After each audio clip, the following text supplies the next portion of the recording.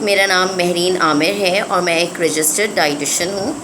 آج ہم ایک بہت ہی امپورٹنٹ ٹاپک پہ بات کریں گے اور وہ ہے سوڈیم انٹیک، یعنی کہ سالٹ انٹیک۔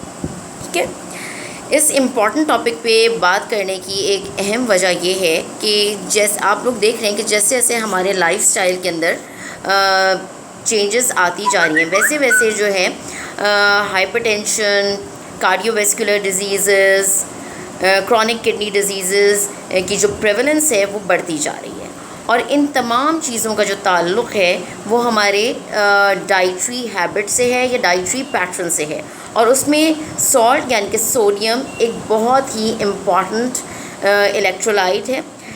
سالٹ کا مین فنکشن یعنی کہ سوڈیم کا مین کام کیا ہوتا ہے؟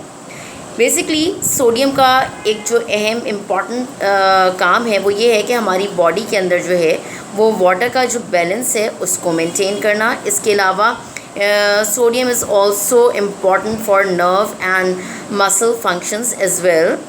سو اب ہم میں سے بہت سے لوگوں کو اس بات کو جاننے میں دلچسپی ہوتی ہے کہ سالٹ ہمیں کتنی مقدار میں لینا چاہیے۔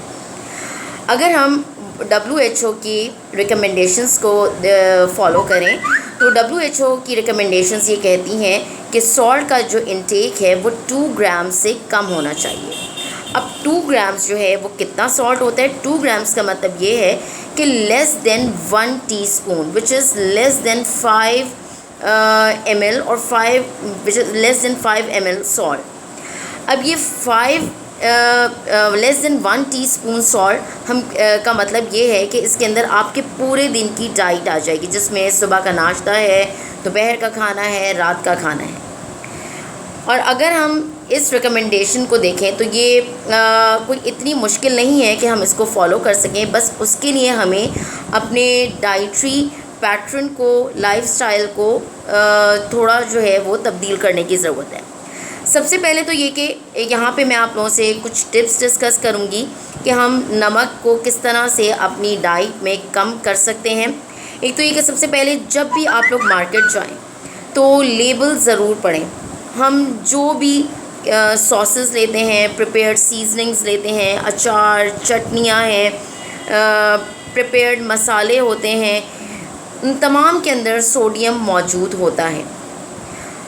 اب کیا وہ سوڈیم نقصان دہ ہے؟ ڈیفینیٹلی، کیونکہ وہ سوڈیم جو ہے وہ سوڈیم پروپیونیٹ کی فارم میں ہوتا ہے، سوڈیم نائٹریٹ کی فارم میں ہوتا ہے، جو کہ ہم ایز اے پریزرویٹیوز جو ہیں وہ ان مسالوں کے اندر استعمال ڈالتے ہیں۔